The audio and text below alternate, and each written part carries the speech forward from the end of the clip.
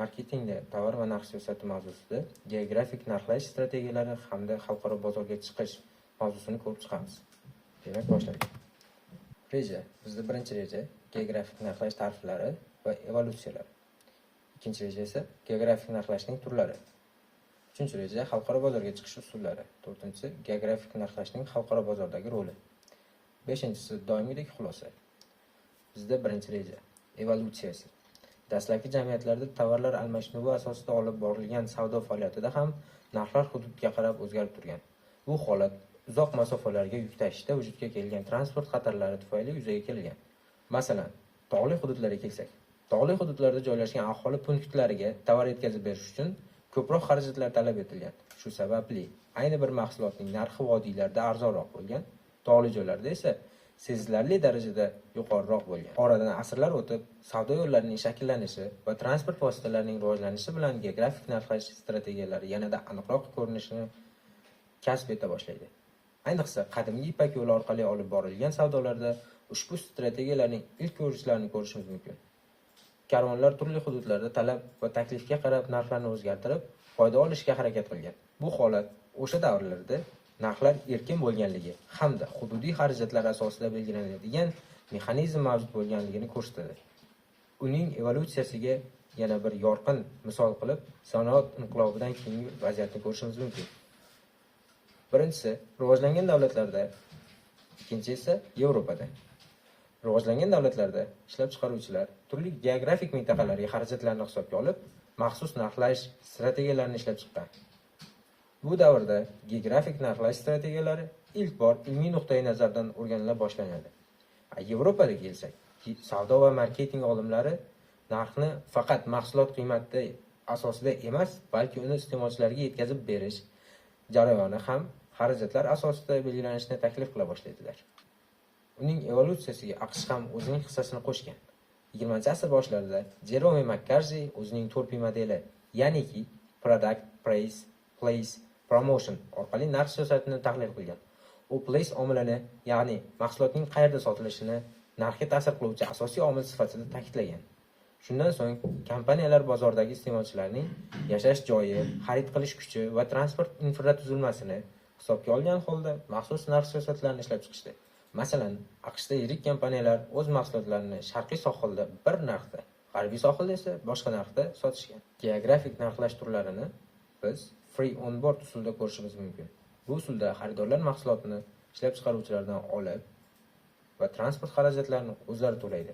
Ikkinchi turda esa bir xil yetkazib berish narxi orqali undan barcha xaridorlarga yagona narx belgilanadi. Xoh u yaqin, xoh u uzoq hududda bo'lsin. Bu usulda kompaniya transport xarajatlarini o'rtacha tarzda hisoblab, mahsulot narxiga qo'shib yuboradi.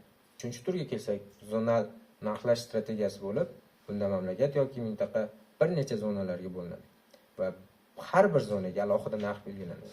Masalan, poytaxt shaharlariga bir narx, uzoq viloyatlarga esa boshqa narxni taklif etadi.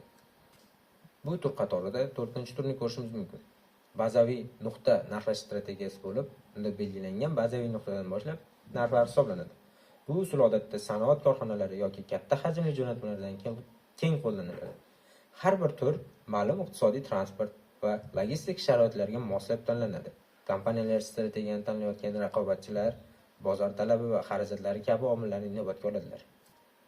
Geografik narxlashning xalqaro bozorga chiqishini ko'radigan bo'lsak, xalqaro bozorga chiqishni tushunib olishimiz kerak. Xalqaro bozorga chiqish bu kompaniyaning mahsulot yoki xizmatlarini xorijiy bozorlar uchun taklif qilishdir.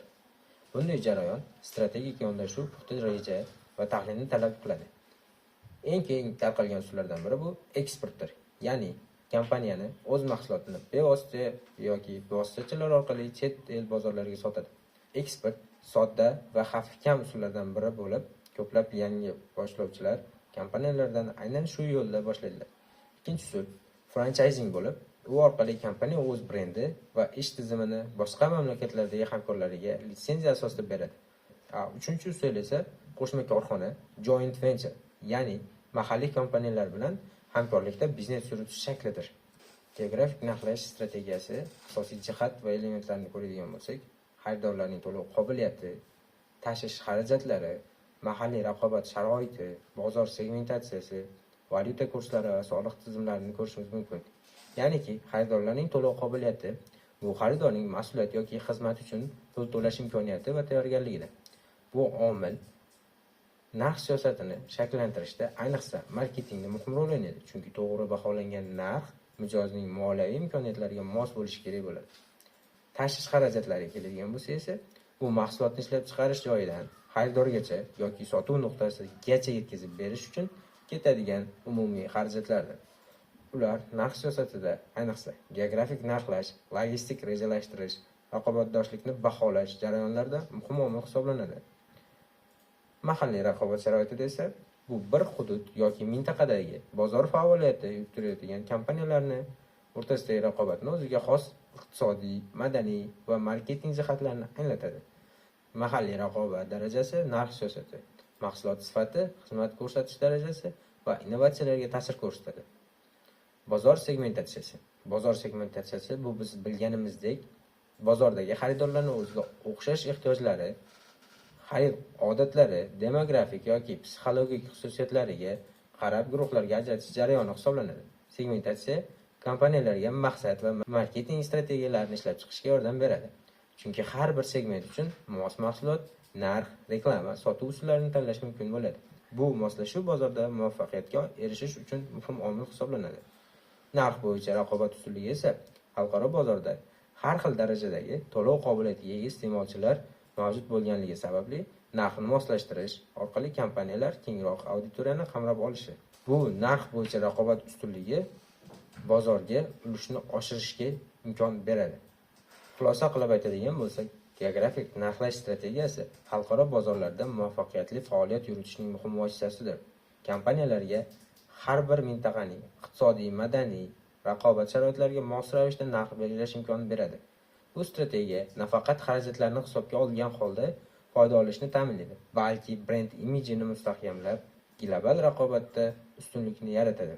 Shu bois geografik narxlash xalqaro marketing siyosatining ajralmas va strategik tarkibiy qismidir.